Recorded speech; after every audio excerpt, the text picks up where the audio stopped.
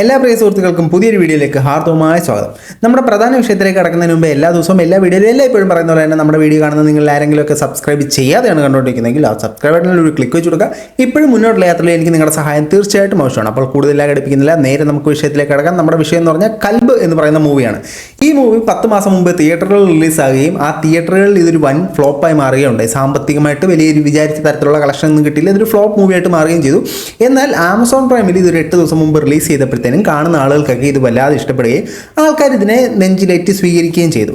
അതിനോടനുബന്ധിച്ച് നമ്മുടെ പ്രിയങ്കരനായ അശ്വന്ത് കോക്കിന് വളരെ അധികം തെറിവിളി ഉണ്ടാകുന്നൊരു സാഹചര്യമുണ്ട്. കാരണം ഈ പുള്ളിക്കാരൻ ഒരു പടം ഇഷ്ടപ്പെട്ടില്ലെങ്കിൽ ഈ പുള്ളിക്കാരൻ 4 വലിച്ച് കീറി ചുമരിൽ ഒട്ടിച്ച് വെക്കുന്നൊരു സാഹചര്യമാണ്.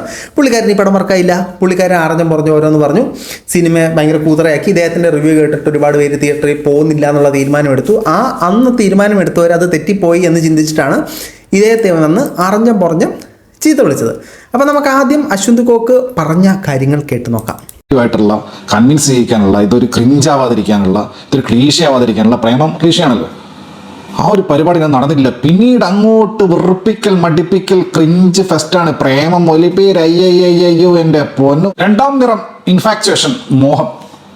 അവിടെ നിന്ന് അങ്ങോട്ട് പിന്നെ ഇവരുടെ മത്സരമാണ്, ആരാണ് ഓവറാക്കുന്നത് എന്നുള്ളൊരു മത്സരമാണ്. നായിക നേഹ ചെയ്ത കഥാപാത്രം തുമ്പിയുടെ കാര്യം പറഞ്ഞു കഴിഞ്ഞാൽ, തുമ്പി ഭയങ്കര ക്യൂട്ടാണ്, പാവമാണ്, ഭയങ്കര ഇന്നസെൻ്റ് ആണ്, സൈലൻ്റ് ആണ്. പക്ഷേ തുമ്പിയുടെ അഭിനയം, ഈ നെഹയുടെ അഭിനയം അടിമുടി കൃത്രിമത്വം എന്ന് വെച്ചാൽ അങ്ങേറ്റം കൃത്രിമത്വം. ഇപ്പം വന്നിട്ട് ഫ്രസ്ട്രേഷൻ കാരണം കലിപ്പനായിട്ട് റോബിനെ പോലെ എന്ന് പറഞ്ഞിട്ടുള്ള കുറേ അലറലും പരിപാടിയൊക്കെ ഉണ്ട്. അലറൽ ലാസ്റ്റും ഉണ്ട് അത്. അപ്പോൾ ഈ തരത്തിലാണ് ഇദ്ദേഹം സിനിമ റിവ്യൂ ചെയ്തത്. ബേസിക്കലി ഇദ്ദേഹത്തിനൊരു സിനിമ ഇഷ്ടപ്പെട്ടില്ലെങ്കിൽ ഇദ്ദേഹം നല്ല രീതിയിൽ വലിച്ചിട്ട് കീറും. ഇദ്ദേഹത്തിൻ്റെ വീഡിയോ റിവ്യൂ കാണാനായിട്ടൊരു ലാർജ് റേഞ്ച് ഓഫ് ഓഡിയൻസും ഉണ്ട്. അങ്ങനെ സാഹചര്യത്തിൽ ഈ സിനിമ OTTയിൽ ആമസോൺ പ്രൈമിൽ വരികയും ആൾക്കാരെല്ലാം ഇതിനെ ഭയങ്കരമായിട്ട് ഏറ്റെടുക്കുകയും കാണുന്ന ആളുകൾക്കെല്ലാം കൂടുതൽ ആളുകൾക്കും ഭൂരിപക്ഷം ആളുകൾക്ക് ഈ പടം ഇഷ്ടപ്പെടുകയും ചെയ്തു. അങ്ങനെ സാഹചര്യത്തിൽ അശ്വന്ത് കോക്കിൻ്റെ കമൻറ്റ് ബോക്സിൽ ചീത്തവിളിയുടെ പെരുമഴയാണ് ഗൈസ്. അതിനകത്ത് വന്നിരിക്കുന്ന കമൻറ്റ് ഒരു കാര്യം തീരുമാനിച്ചു, ഒരു അഭിപ്രായം കേട്ട് സിനിമ കാണരുതെന്ന്, വളരെ നല്ലൊരു മൂവിയാണ്, ഇവൻ്റെയൊക്കെ നെഗറ്റീവ് പറഞ്ഞ് തകർത്തത്. ഒരൊറ്റ റിവ്യൂ കൊണ്ട് കളക്ഷൻ നേടേണ്ട ഒരു പടത്തിനെ നശിപ്പിച്ച് കളഞ്ഞ് ഇയാൾ. OTT വന്നപ്പോഴാണ് മനസ്സിലായത് ഇത്ര നല്ല പടം തിയേറ്ററിൽ മിസ് ചെയ്യേണ്ടിയിരുന്നില്ല എന്ന്. വിജയ് ബാബു പുതിയ ആൾക്കാർക്ക് അവസരം കൊടുക്കുന്നുണ്ട്. അങ്ങനെ വിജയ് ബാബുവിനെ കളത്തിയിട്ടുള്ള സാധനങ്ങൾ നിങ്ങൾ ഈ ചെയ്ത് ചെറ്റത്തരമാണ്. ഞാൻ ഈ റിവ്യൂ 10 മാസം മുന്നേ കണ്ടതാണ്. ഇപ്പോൾ OTT വന്നപ്പോൾ മൂവി ഒരു സൂപ്പർ മൂവിയാണ്. ഇത് ശരിക്കും റിവ്യൂ ബോംബിംഗ് തന്നെയാണ്. ഞാൻ നിങ്ങളുടെ റിവ്യൂ എല്ലാം കാണുന്ന ഒരാളാണ്. അങ്ങനെ കുറേ സാധനങ്ങൾ, എടാ നിനക്ക് ഈ പറഞ്ഞതിൽ നിന്ന് എന്ത് കിട്ടി, എത്ര നല്ലൊരു പടമാണ്, കണ്ണ് നിറഞ്ഞു പോയി, അങ്ങനെ ഇങ്ങനെ ഇദ്ദേഹത്തെ അധികമായി അശ്വന്ത് കോക്കിനെ ചീത്ത വിളിക്കുന്നൊരു സാഹചര്യം ഉണ്ടായി. അതുപോലെ തന്നെ അശ്വന്ത് കോക്കിനെ അനുകൂലിച്ച സാധനങ്ങൾ വന്നു കേട്ടോ. എനിക്ക് മാത്രമാണോ ഈ പടം അൾട്രാ ക്രിഞ്ചായി തോന്നിയതെന്നൊക്കെയുള്ള 2 തരത്തിലുള്ള സാധനങ്ങൾ വന്നു. അതായത് സിനിമ ഇഷ്ടപ്പെട്ടവർ അശ്വന്ത് കോക്കിനെ സപ്പോർട്ട് ചെയ്തു, സിനിമ ഇഷ്ടപ്പെടാത്തവർ അശ്വന്ത് കോക്കിനെ സപ്പോർട്ട് ചെയ്തു, സിനിമ ഇഷ്ടപ്പെട്ടവർ അശ്വന്ത് കോക്കിനെ ഭയങ്കരമായിട്ട് എതിർത്തു. ഏതായാലും കമൻറ്റ് ബോക്സിൽ നല്ല രീതിക്കുള്ള ചീത്തവിളിയും അതും ഇതൊക്കെ നടക്കുന്നുണ്ടേ. അങ്ങനെയുള്ള സാഹചര്യത്തിൽ നമുക്ക് ഈ സിനിമ ഇറങ്ങിയ സമയത്ത് തിയേറ്ററിലുണ്ടായ ഒരു തിയേറ്റർ റെസ്പോൺസും കൂടെ ഒന്ന് കണ്ടു നോക്കാം. എന്നിട്ട് നമുക്ക് നമ്മുടെ മെയിൻ കാര്യത്തിലേക്ക് വരാം. തീർച്ചയായിട്ടും ഇഷ്ടപ്പെട്ടു. ഫാമിലി എന്റർടൈനർ മൂവിയായിരുന്നു. നമ്മുടെ ലൈഫ് സ്റ്റേജസ്, ഒരു ലൈഫിന്റെ ഓരോ സ്റ്റേജസ് ആണ് ഇവർ എക്സ്പ്ലെയിൻ ചെയ്തിരുന്നത്. 7 സ്റ്റേജസ് മറ്റോ ഉണ്ടായിരുന്നു അതിൻ്റെ അകത്ത് എക്സ്പ്ലെയിൻ ചെയ്തിരുന്നത്. ആഫ്റ്റർ ഡെത്ത് അങ്ങനത്തെ ഒരു സംഭവം, നല്ലൊരു വാച്ച് ഔട്ട് മൂവിയായിരുന്നു. കാണാം, നല്ലൊരു പടം, കൊള്ളായിരുന്നു പടം, നല്ല പടമാണ്. സോങ്സ് എല്ലാം കൊള്ളാം, പിന്നെ നല്ല ഒരു കൺസെപ്റ്റ് കൊള്ളാം. പക്ഷെ കുറച്ച് ക്ലീശയായിട്ട് തോന്നി, കുറേ കാര്യങ്ങൾ ക്ലീശയായിട്ട് തോന്നി. പക്ഷെ കുഴപ്പമില്ല, കൊണ്ടേ വാച്ചോളാണ്. നല്ല സിനിമയാണ്, ക്വാളിറ്റി സിനിമയാണ്, നല്ല ഫിലിം. പ്രണയമാണ്, പല കാര്യങ്ങളും പറയുന്നുണ്ട്. എനിക്ക് വളരെ ഇഷ്ടപ്പെട്ടു. ഞാൻ നേരെ കാണാൻ വേണ്ടി വന്നതാണ്. പക്ഷേ കുറച്ച് കഴിഞ്ഞപ്പം മനസ്സിലായി ഇതാണെന്ന് മാറി കയറുക. പക്ഷേ എനിക്ക് വളരെ ഇഷ്ടപ്പെട്ടു. അപ്പോൾ ഇതൊക്കെയാണ് പ്രേക്ഷകർ പറഞ്ഞ റിവ്യൂ. പ്രേക്ഷകർക്കെല്ലാം തിയേറ്ററിൽ നിന്ന് കണ്ടിറങ്ങിയപ്പോൾ തന്നെ ഇഷ്ടപ്പെട്ടു എന്നൊരു റിവ്യൂ ആണ് പറഞ്ഞത്. അശ്വന്ത് കോക്കിനെ പോലെ കുറച്ച് ആളുകൾ ഇഷ്ടപ്പെട്ടില്ല എന്നും പറയുന്നുണ്ടായിരുന്നു. ഇനി അതുപോലെ തന്നെ നമ്മുടെ മെയിൻ അണ്ണൻ ചെന്നപ്പോഴത്തേനും, തിയേറ്ററിൽ ചെന്നപ്പോഴത്തേനും ഈ സംഭവം നിങ്ങൾ ഓർത്ത് വെച്ചോളൂ കേട്ടോ. തിയേറ്ററിൽ ചെന്നപ്പോഴത്തേനും അവിടെ 7 ടിക്കറ്റോ 8 ടിക്കറ്റോ 10 ടിക്കറ്റ് ആണ്ടില്ലാതെ സിനിമ ഓടിക്കത്തില്ല എന്ന് പറഞ്ഞു. അങ്ങനെ നമ്മുടെ അണ്ണൻ ഈ സിനിമ കാണണമെന്നുള്ള അതേ ആഗ്രഹപ്രകാരം 7 ടിക്കറ്റ് എടുത്തിട്ട് സിനിമ അങ്ങ് കണ്ടു. സിനിമ കണ്ടതിന് ശേഷം അണ്ണൻ പറഞ്ഞ കാര്യങ്ങൾ നമുക്ക് കേട്ട് നോക്കാം. ഞാൻ സ്നേഹി 2 ആൾക്കാണ് 7 ടിക്കറ്റ് എടുത്തതിന് എനിക്കൊരു നഷ്ടം തോന്നിയില്ല. Okay, on A honest side ഞാൻ പറയാം, ഹോണസ്റ്റ് ആയിട്ട് പറയാം, പടത്തിന്റെ ഫസ്റ്റ് ഹാഫ് കണ്ടപ്പോൾ ഞാൻ സ്നേഹനോട് ചോദിച്ചു, സ്നേഹന്റെ 7 ടിക്കറ്റ് 700 രൂപ സ്വാഹയാണോ എന്ന് ചോദിച്ചു. കാരണം ഫസ്റ്റ് ഹാഫ് എനിക്ക് എന്തോ ഭയങ്കര ബിലോ ആവറേജ് ആയിട്ടുള്ള ഒരു പോക്കാണ് എനിക്ക് തോന്നിയത്. ഓക്കെ, അത് ഞാൻ അഭിനയിച്ചവരെ പ്രശ്നമോ അല്ലാന്നുണ്ടെങ്കിൽ അഭിനയത്തിന്റെ വിഷയങ്ങളോ അല്ല ഇവിടെ പറയുന്നത്. ആ കഥ പറഞ്ഞു പോയ രീതി ഫസ്റ്റ് ഹാഫിൽ എനിക്ക് ഭയങ്കര ലാഗായിട്ട് തോന്നി സീരിയസ്ലി. പക്ഷേ സെക്കൻഡ് ഹാഫ് സാജിദയുടെ എന്തോന്നടെ ചെയ്തു വെച്ചെന്ന് എനിക്ക് മനസ്സിലാവണില്ല. അതോടൊപ്പം തന്നെ ഇദ്ദേഹം പറയുന്നുണ്ട്, തിയേറ്ററുകളിൽ ഈ പടം വർക്കായില്ലെങ്കിൽ പോലും OTT വരുമ്പോഴത്തേനും ആൾക്കാർ തലയിലെടുത്ത് വെച്ചിട്ട് തെയ്യം കളിക്കുന്നുള്ള രീതിയിലൊക്കെ സംസാരിക്കുന്നുണ്ട്. അതുതന്നെയാണ് സംഭവിച്ചതും. ഈ പടത്തിന് ഒരുപാട് പേര് ഇഷ്ടപ്പെട്ടില്ല എന്ന് പറയുമ്പോഴും ഒരുപാട് പേർക്ക് ഇത് വലിയ രീതിയിൽ ഇഷ്ടപ്പെടുന്നൊരു സാഹചര്യമുണ്ടായി. അപ്പോൾ ഇതിനകത്ത് എല്ലാവരും മെയിനായിട്ട് കുറ്റം പറയുന്നത് അശ്വന്ത് ഗോക്കിൻ്റെ റിവ്യൂ കണ്ടത് കൊണ്ട് ഞാൻ ഈ പടത്തിന് പോയില്ല, അശ്വന്ത് റിവ്യൂവിൻ്റെ തള്ളു കേട്ടില്ലായിരുന്നെങ്കിൽ ഞാൻ ഈ പടം അങ്ങ് കണ്ടേനെ മറിച്ചേനെ എന്നൊക്കെ ഉള്ള രീതിയിലാണ് ഒരുപാട് കമൻറ്റ് സെക്ഷനിൽ വന്നുകൊണ്ടിരിക്കുന്നത്.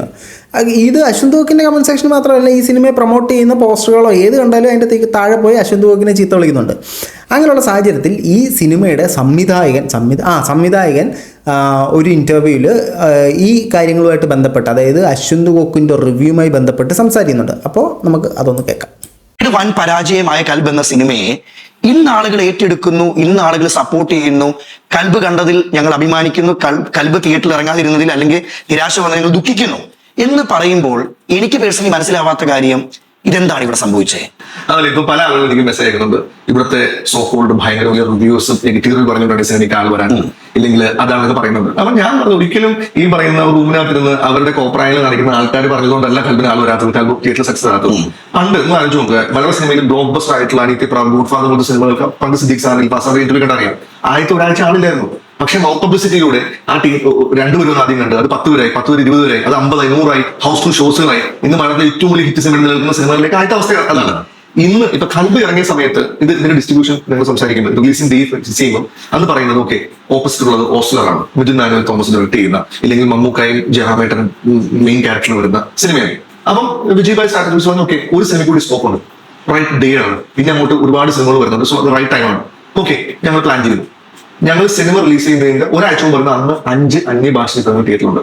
അതായത് ഒരേ സമയം അന്ന് പടം റിലീസാ. ധനുഷിന്റെ ക്യാപ്റ്റൻ മില്ലർ, ശിവകാർത്തികന്റെ ഒരു സിനിമ, പിന്നെ ഹനുമാൻ എന്ന് പറയുന്ന കന്നഡ സിനിമ, പിന്നെ ഹാപ്പി ക്രിസ്മസ് എന്ന് പറയുന്ന വിജയ് സേതുപതി സിനിമ, പിന്നെ ഒരു ഇംഗ്ലീഷ് സിനിമ. ഈ 5 സിനിമകൾ തിയേറ്ററിലോട്ട് വരുവാണ്. അതിന്റെ കൂടെ നമ്മുടെ കൽബ്. ഒരു സാധാരണ പ്രേക്ഷകന് 6ാമത്തെ 7ാമത്തെ ഓപ്ഷനാണ് കൽബ്. അപ്പം നിങ്ങൾ ആലോചിക്കും, കൽബ് എന്ന രഞ്ജിത് സജീവ് എന്ന പുതുമുഖ നായകനും പിന്നെ നേഹ നസീർ എന്ന നായികയും സാജിദ് എന്ന് പറഞ്ഞ ഡയറക്ടറിന്റെ സിനിമ നിങ്ങൾ 10 മണിക്കൂർ ഷോയ്ക്ക് പോകില്ല. 10 മണിക്കൂർ ഷോയ്ക്ക് ആളില്ല എന്ന് പറഞ്ഞ് ഫസ്റ്റ് ഷോ സെക്കൻഡ് ഷോ പെട്ടാണ് ആളുകൾ വരേണ്ട ഷോ. ഓക്കെ, 10 പേർക്ക് വേണ്ടി ഷോ ഇടുന്നില്ല, ഇല്ലെങ്കിൽ 20 പേർക്ക് ഷോ ഇടുന്നില്ല.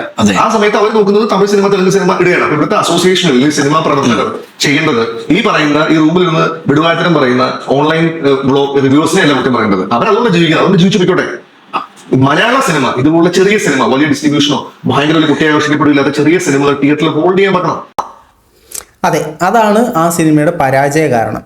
അതായത് 5 സിനിമകൾ വരികയും ആ 5 സിനിമകളുടെ നടന്മാർക്കും ഇവിടെ വലിയ രീതിയിലുള്ള മാർക്കറ്റ് ഉണ്ടാകുകയും ചെയ്തപ്പോഴത്തേനും ഈ കൽബ് എന്ന് പറയുന്ന പുതുമുഖ താരത്തിൻ്റെ സിനിമ, പുതുമുഖ സംവിധായകൻ്റെ ചിത്രം, പുതുമുഖമായിട്ടുള്ള ആളുകളെല്ലാം നിരന്ന ചിത്രം ഒരു മലയാളിക്ക് 6ാമത്തെ ഓപ്ഷനായി മാറി.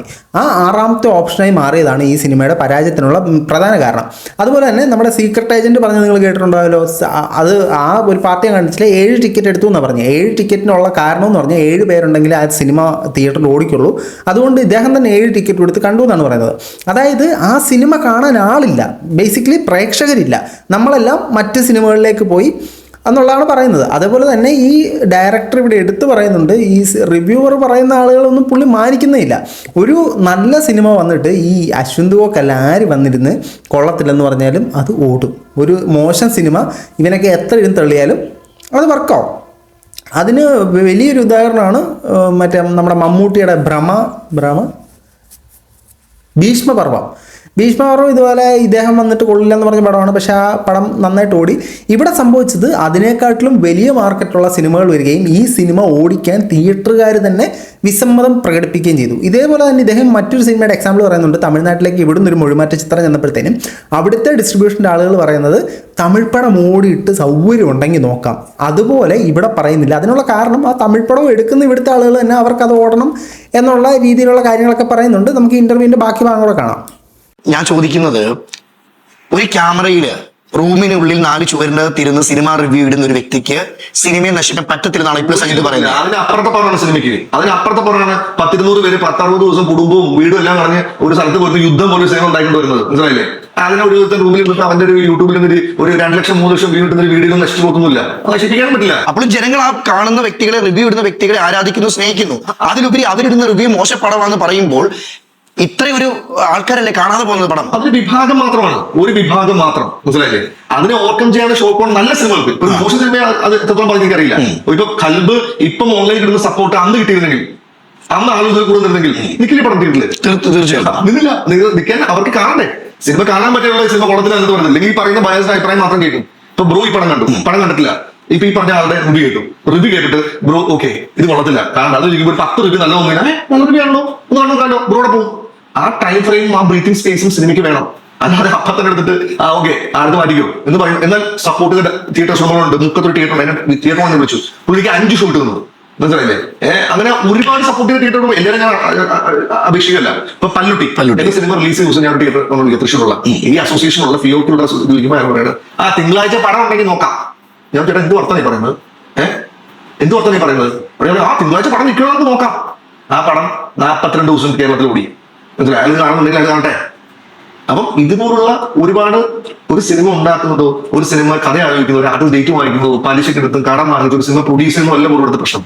ഇവിടുത്തെ പ്രശ്നം ഈ സിനിമ പ്രോപ്പറായിട്ട് റിലീസ് ചെയ്യാൻ പറ്റാത്തതാണ്. ഇതാണ് ആ സിനിമയുടെ യഥാർത്ഥ പരാജയ കാരണം അശ്വന്ത് ഗോക്കിനെ പോലുള്ള 1-2 റിവ്യൂസ് കണ്ടിട്ട് ഈ പടം മോശമാണ് അല്ലെങ്കിൽ നല്ലതാണെന്ന് പറഞ്ഞു. പക്ഷേ കൂടുതൽ ആളുകളിലേക്ക് ഈ സിനിമ എത്തിയില്ല, കൂടുതൽ തിയേറ്റേഴ്സ് ഇതിനെ സപ്പോർട്ട് ചെയ്തില്ല. ഇതിന് കോമ്പറ്റീഷനായിട്ട് വന്ന സിനിമകളെല്ലാം വലിയ ബഡ്ജറ്റുള്ള, വലിയ മാർക്കറ്റുള്ള നടന്മാരുടെ സിനിമ ആയതുകൊണ്ട് ആ സിനിമ അവർ കൂടുതലായിട്ട് ബ്രാൻഡ് ചെയ്തു, ആ സിനിമയ്ക്ക് കൂടുതൽ ആളുകൾ കയറി എന്നുള്ള സാധനമാണ്. ഇനി നമുക്ക് അശ്വന്ത് ഗോക്കിൻ്റെ കഥയിലേക്ക് വരാം. ഒരുപാട് പേര് അശ്വന്ത് ഗോക്കിൻ്റെ ഇതിൻ്റെ താഴെ പോയിട്ട് ഭയങ്കരമായിട്ട് ചീത്ത വിളിക്കുന്നുണ്ട്, നിൻ്റെ റിവ്യൂ കേട്ടിട്ടാണ് ഞാൻ പോകാതിരുന്നത് എന്നുള്ള കാര്യത്തിൽ. എനിക്ക് അവരോട് ചോദിക്കാനുള്ളത്, നിങ്ങൾക്ക് സ്വന്തമായിട്ടൊരു അഭിപ്രായം ഇല്ലേ? അശ്വന്ത് ഗോക്ക് എന്ത് പറഞ്ഞാലും വെള്ളം തൊടാതെ അങ്ങ് വിഴുങ്ങുകയാണോ നിങ്ങൾ ചെയ്യേണ്ടത്? നിങ്ങൾ അയാൾ പറയുന്ന റിവ്യൂ കേൾക്കുക. നിങ്ങൾക്കൊരു ട്രെയിലർ കാണുമ്പോഴോ, ഒരു സിനിമയുടെ കാര്യങ്ങൾ കാണുമ്പോഴോ നിങ്ങൾക്കത് കാണണമെന്ന് തോന്നി കാണുക. അശ്വന്ത് ഗോക്ക് അല്ലെങ്കിൽ ഏത് മറ്റവും പറഞ്ഞാലും നിങ്ങൾക്ക് കാണണമെന്നുണ്ടെങ്കിൽ നിങ്ങൾ പോയി കാണുക. നിങ്ങൾക്ക് കാണണമെന്നുണ്ടെങ്കിൽ നിങ്ങൾ കാണരുത്. നിങ്ങളുടെ ജീവിതത്തിലെ തീരുമാനങ്ങൾ എടുക്കുന്ന ഈ അശ്വന്ത് ഗോക്കല്ല. ഈ അശ്വന്ത് ഗോക്ക് നാളെ വന്നിട്ട് ബിൽഡിങ്ങിൻ്റെ 10ാം നിലയിൽ നിന്ന് എടുത്ത് ചാടിക്കഴിഞ്ഞാൽ നല്ല സുഖമെന്ന് പറഞ്ഞാൽ എല്ലാവരും എടുത്ത് ചാടുമോ? അല്ലെങ്കിൽ അശ്വന്ത് ഗോക്ക് നാളെ തൊട്ട് പറയുക ചോറ് കഴിക്കുന്നത് കൊള്ളത്തില്ല, ചോറ് എന്ന് പറയുന്ന സാധനം ഭയങ്കര മോശമെന്ന് പറഞ്ഞാൽ ഈ ഇദ്ദേഹത്തെ കണ്ണടച്ച് വിശ്വസിക്കുന്നവരെല്ലാം ചോറ് തിന്നാതാവുമോ? അദ്ദേഹത്തിൻ്റെ റിവ്യൂ കേൾക്കേണ്ടവർ കേൾക്കുക. കേൾക്കുമ്പോൾ നിങ്ങൾക്ക് ഒരു ഐഡിയ കിട്ടും, ഇത് കൊള്ളാവോ ഇല്ലയോ. നിങ്ങൾക്ക് കാണണമെന്നുണ്ടെങ്കിൽ പോയി കാണുക. നിങ്ങൾ സ്വന്തമായിട്ടൊരു ഡിസിഷൻ എടുത്തിട്ട് പിന്നീട് വന്നിട്ട് അവൻ കാരണമാണ് ഞാൻ ചെയ്യാതിരുന്നത്, ഇവൻ കാരണമാണ് ഞാൻ ചെയ്യാതിരുന്നതെന്ന് പറഞ്ഞിട്ട് വലിയ കഥയൊന്നുമില്ല. നിങ്ങൾ ഏത് ഡിസിഷൻ ശരിയോ തെറ്റോ നിങ്ങളൊരു തീരുമാനം എടുത്തു കഴിഞ്ഞാൽ അതിൻ്റെ പൂർണ്ണമായ റെസ്പോൺസിബിലിറ്റി ഏറ്റെടുക്കാനുള്ള ചങ്കുറപ്പ് കാണിക്കണം. ഈ സിനിമ അശ്വന്ത് ഗോക്കിൻ്റെ റിവ്യൂ കണ്ടിട്ട് പോകാതിരുന്ന ആളുകൾ നിങ്ങളുടെ തെറ്റാണെന്ന് ഞാൻ പറയത്തുള്ളൂ. നിങ്ങൾ എന്തിനാ പുള്ളിക്കാരനെ കണ്ണടച്ച് വിശ്വസിക്കാൻ പോയാൽ? ഈ പറഞ്ഞൊരു തിയേറ്റർ റെസ്പോൺസ് നിങ്ങൾക്ക് നോക്കാമായിരുന്നല്ലോ. ഞാൻ അശ്വന്ത് ഗോക്കിൻ്റെ റിവ്യൂ കാണുന്ന ഒരാളാണ്, പക്ഷേ ഞാൻ കാണുന്നത് സിനിമ കൊള്ളാവോ ഇല്ലയോ എന്ന് അറിയാനായിട്ടല്ല. പുള്ളിക്കാരൻ പറഞ്ഞാൽ ഇദ്ദേഹത്തിൻ്റെ കോപ്രായം കാണാൻ നല്ല രസമാണ്, പടം കൊള്ളത്തില്ലെങ്കിൽ ഇദ്ദേഹം ഇരുന്ന് കാണിക്കുമ്പോൾ നമുക്ക് ചിരി വരും, നല്ല രസമാണ് ഇത് കാണാൻ. ഈ പുള്ളിക്കാരൻ കൊള്ളൂല്ല എന്ന് പറഞ്ഞ പടങ്ങൾ ഞാൻ പോയി കണ്ടിട്ടുണ്ട്. ഈ പുള്ളിക്കാരൻ കൊള്ളാമെന്ന് പറഞ്ഞ പടങ്ങൾ ഞാൻ കാണാതെ ഇരുന്നിട്ടുണ്ട്. അത് പ്യുവർലി ബേസ്ഡ് ഓൺ മൈ ഡിസിഷനാണ്. എനിക്ക് തീരുമാനം എടുക്കാനുള്ള കഴിവുണ്ട്, എനിക്ക് അതിനുള്ള ചിന്താശേഷിയുണ്ട്, എനിക്ക് സ്വന്തമായിട്ട് ഡിസിഷൻ ബയാസ്ഡായിട്ട് എടുക്കാനുള്ളൊരു സാഹചര്യമുണ്ട്. ഞാൻ എൻ്റെ വീഡിയോയിൽ സ്ഥിരമായിട്ട് പറയുന്നൊരു കാര്യമുണ്ട്. ഈ വീഡിയോ കാണുന്ന നിങ്ങളിലേക്ക് ഞാനത് വീണ്ടും എത്തിക്കുകയാണ്. യൂട്യൂബർമാർ പറയുന്നത് കേട്ടിട്ട് വെള്ളം തൊടാതെ ഇറക്കരുത്. അത് നിങ്ങൾ കേൾക്കുക, നിങ്ങളതിനെ അനലൈസ് ചെയ്യുക, നിങ്ങളുടേതായ രീതിയിൽ എക്സിക്യൂട്ട് ചെയ്യുക. അല്ലാതെ അവൻ പറയുന്നത് അയ്യോ അവൻ പറഞ്ഞത് കറക്റ്റ് സത്യം എന്നുള്ള രീതിയിൽ അത് എടുക്കാതിരിക്കുക. അങ്ങനെ എടുക്കുമ്പോഴാണ് ഇത്തരത്തിലുള്ള പ്രശ്നങ്ങളൊക്കെ സംഭവിക്കുന്നത്. നിങ്ങൾ അദ്ദേഹത്തിനെ കണ്ണടച്ച് വിശ്വസിച്ചിട്ട് നിങ്ങൾ ആ പടത്തിന് പോകാതിരുന്നിട്ട് വലിയ കഥയൊന്നുമില്ല. പക്ഷേ ഈ പടം ഞാൻ കണ്ടു, എനിക്ക് ഇഷ്ടപ്പെട്ടു. എനിക്കിങ്ങനെ അത് തിയേറ്ററിൽ പോയി കണ്ടായിരുന്നെങ്കിൽ എന്നൊരു ഫീൽ എനിക്കുണ്ടായില്ല. കാരണം ഞാനങ്ങനെ റൊമാൻറ്റിക് പടങ്ങളൊന്നും കാണുന്ന ഒരാളല്ല, ഞാൻ ആക്ഷൻ ഫിലിംസാണ് കൂടുതൽ പ്രിഫർ ചെയ്യുന്നത്. അതുകൊണ്ട് എനിക്ക് അങ്ങനെ ഒരു ഫീൽ ഉണ്ടായില്ല. എനിക്കിതൊരു നല്ല പടം എന്നൊരു ഫീൽ ഉണ്ടായി. ഇത് അങ്ങനെ മോശം പടമല്ല, ഇതൊരു പരാജയപ്പെടേണ്ട പടമല്ലായിരുന്നു. പക്ഷേ അശ്വന്ത് ഗോക്കിൻ്റെ റിവ്യൂ കൊണ്ട് അത് പരാജയപ്പെട്ടു എന്നുള്ള തള്ളിനോട് ഞാൻ തീരെ യോജിക്കുന്നില്ല. അങ്ങനെ പറയുകയാണെങ്കിൽ അശ്വന്ത് ഗോക്കിൻ്റെ കേട്ടിട്ട് നിങ്ങൾ പടത്തിന് പോയില്ലെന്നുണ്ടെങ്കിൽ നിങ്ങൾക്ക് സ്വന്തമായിട്ട് അല്ലെങ്കിൽ നമുക്ക് സ്വന്തമായിട്ട് തീരുമാനം എടുക്കാനുള്ള കഴിവില്ല എന്നുള്ളതാണ് അതിൻ്റെ അർത്ഥം. അതുകൊണ്ട് അതല്ല അതിൻ്റെ പരാജയ കാരണം, നമ്മുടെ കഴിവില്ലായ്മ അല്ല പടത്തിൻ്റെ പരാജയ കാരണം. ആ പടത്തിൻ്റെ പരാജയ കാരണം എന്ന് പറഞ്ഞാൽ അത് പ്രോപ്പറായിട്ടുള്ള ഷോസ് ഓടിയില്ല. ഷോസ് ഓടിയെങ്കിൽ മാത്രമേ ഈ സിനിമ കാണാൻ ആളുകൾ കയറത്തുള്ളൂ. ആളുകൾ കയറിയെങ്കിൽ മാത്രമേ പോസിറ്റീവ് റെസ്പോൺസ് വന്നിട്ട് പറഞ്ഞ് വേർഡ് ഓഫ് മൗത്തിലൂടെ പോകത്തുള്ളൂ. ഈ 101 വെഡ്ഡിംഗ് എന്നൊക്കെ പറയുന്ന പടം അങ്ങനെ ആൾക്കാർ പറഞ്ഞു കയറി പോയ പടങ്ങളാണ്. അപ്പോൾ അതാണ് യഥാർത്ഥ പരാജയ കാരണം, അല്ലാതെ അശ്വന്ത് വോക്കല്ല. അശ്വന്തിൻ്റെ വോക്കിൻ്റെ മറ്റുള്ളവരുടെ എല്ലാ റിവ്യൂസ് നിങ്ങൾക്ക് കാണാം, പക്ഷേ തീരുമാനം എടുക്കുന്നത് നിങ്ങളുടെ തലച്ചോറ് ഉപയോഗിച്ചായിരിക്കണം. ഇത്രയും പറഞ്ഞുകൊണ്ട് ഈ വീഡിയോ അവസാനിപ്പിക്കണം. മറ്റൊരു വീഡിയോ കാണുന്നവരെ ബൈ.